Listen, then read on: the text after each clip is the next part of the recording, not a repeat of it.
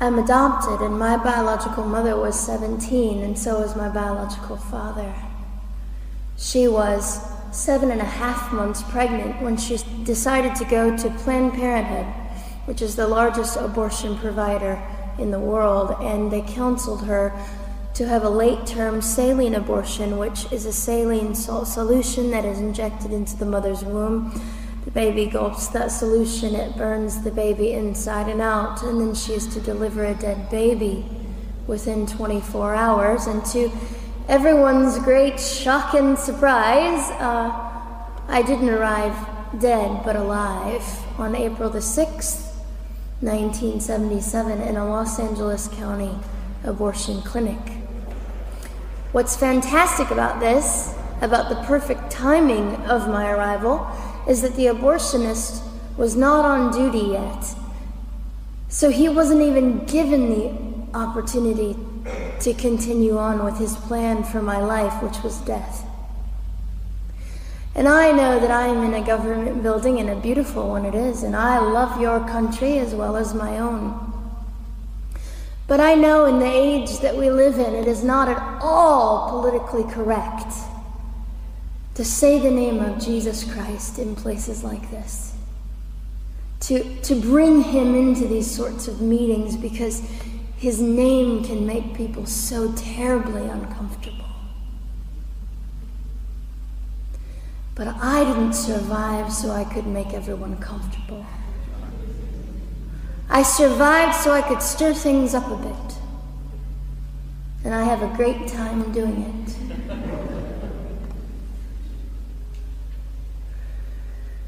And so I was delivered alive, as I've already said, after 18 hours. I should be blind, I should be burned, I should be dead. And yet I'm not.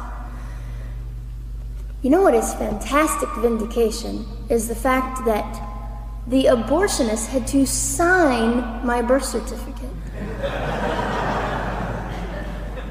So I know who he is. And it also says, for any skeptic listening, on my medical records, born during saline abortion. Ha! They didn't win. I've done some research on the man that performed the abortion on me.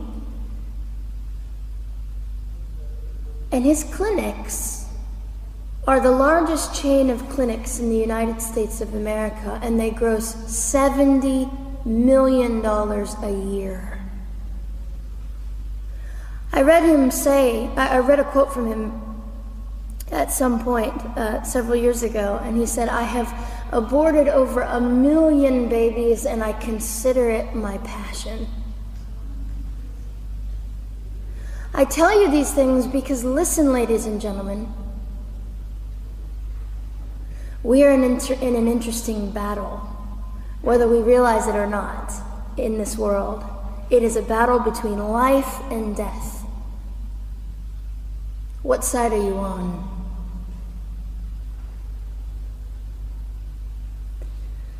So a nurse called an ambulance and had me transferred to a hospital, which is absolutely miraculous. Generally, the practice at the time, and up until 2002, was, in my country, was to end the life of an abortion survivor by strangulation, suffocation, leaving the baby there to die, or throwing the baby away.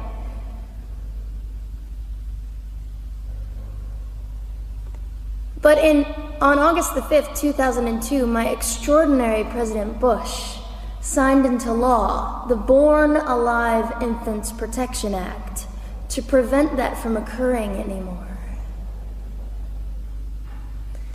You see, we're playing for keeps. We're playing I'm hoping to be hated by the time that I die, so that I can feel God about me and understand what it was to be hated. He was hated. Christ was hated. And not that I look forward to being hated, but I know along my journey, I know I'm already hated because I declare life. I say, you didn't get me. The silent Holocaust didn't win over me. And my mission, ladies and gentlemen, among many things, is this: to infuse humanity into a debate that we have just compartmentalized and set on a shelf and said it is an issue. We have removed our emotions. We are becoming harder. Do you really want that? How much are you willing to take, and how much are you willing to risk to speak the truth in love and graciousness and stand up and at least be willing to be hated?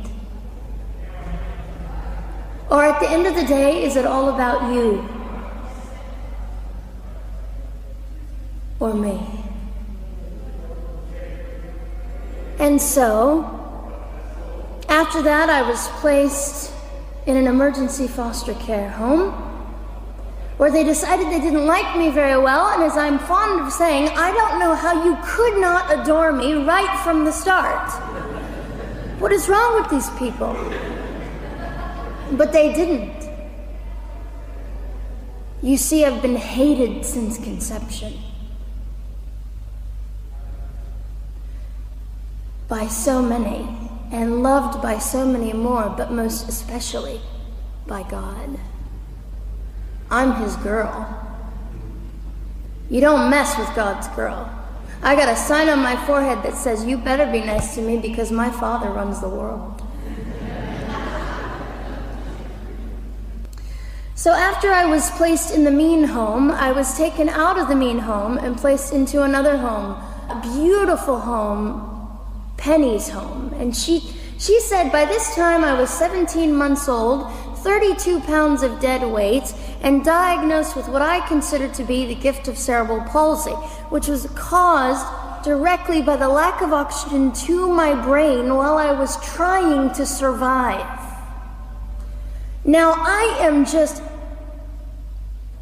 compelled to say this. If abortion is merely about women's rights, ladies and gentlemen, then what were mine? There was not a radical feminist standing up and yelling about how my rights were being violated that day. In fact, my life was being snuffed out in the name of women's rights. And ladies and gentlemen, I would not have cerebral palsy had I not survived all of this. So when I hear the appalling, disgusting argument that we should have abortions because the child just might be disabled, oh, the horror that fills my heart. Ladies and gentlemen, there are things that you will only be able to learn by the weakest among us.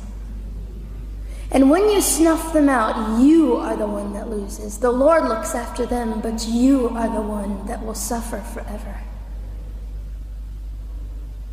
And what arrogance, what absolute arrogance, and it has been an argument for so long in this human place that we live, that the stronger should dominate the weaker, should determine who lives or dies. The arrogance of that, don't you realize that you cannot make your own heart beat? Don't you realize that all the power that you think you possess, you really possess none of it? It is the mercy of God that sustains you, even when you hate him.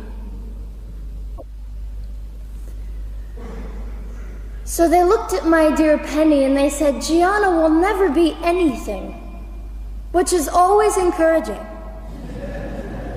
And she decided to ignore them, and she worked with me 3 times a day, and I began to hold up my head, and they said, well, Gianna will never this and never that. Long story shorter, I was walking by the age of 3.5 with a walker and leg braces, and I stand up here today with a mild little limp and without a walker and leg braces.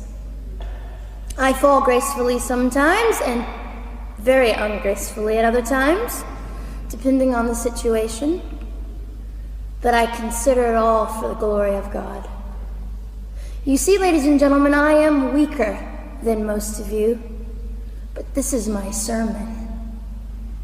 And what a small price to pay to be able to blaze through the world as I do and offer hope. And I think in our misunderstanding of the way things work, we misunderstand how beautiful suffering can be. I don't willingly sign up for it, but when it comes, we forget. We forget that God is in control and God has a way of making the most miserable thing beautiful.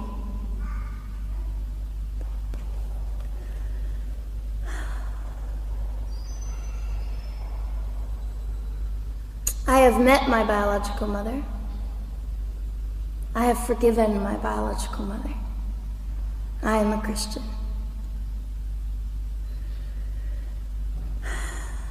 She's a very broken woman. She came to an event I was having 2 years ago, showed up unannounced, and said, "Hello, I'm your mother." And it was a very difficult day. And yet, while I was enduring all of this, you'll probably think I'm silly, but I was sitting there and I was thinking, I don't belong to you. I belong to Christ. I'm his girl, and I'm a princess. So no matter what you say, in all your anger and brokenness and rage, it's not mine to keep. It's not mine to carry, and I won't. I was saying all this inside. So ladies and gentlemen, you have an opportunity. But for just a brief moment, I would like to speak directly to the men in this room and do something that is never done. Men, you are made for greatness. You are made to stand up and be men. You are made to defend women and children, not stand by and turn your head when you know murder is occurring and do nothing about it.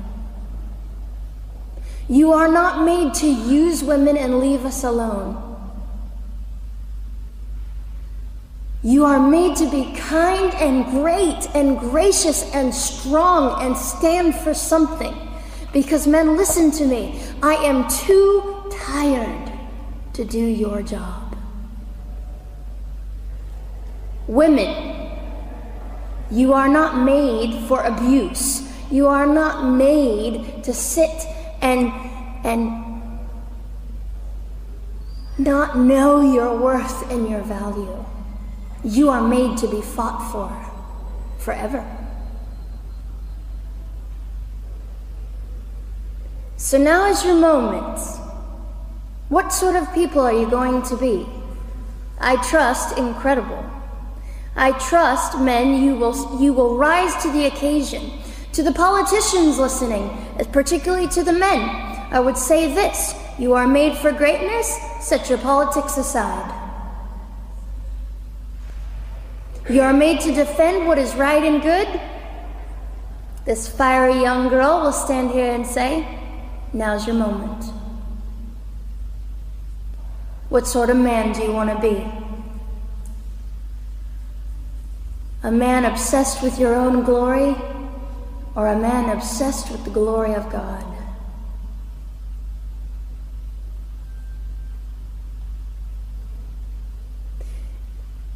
It's time to take a stand, Victoria.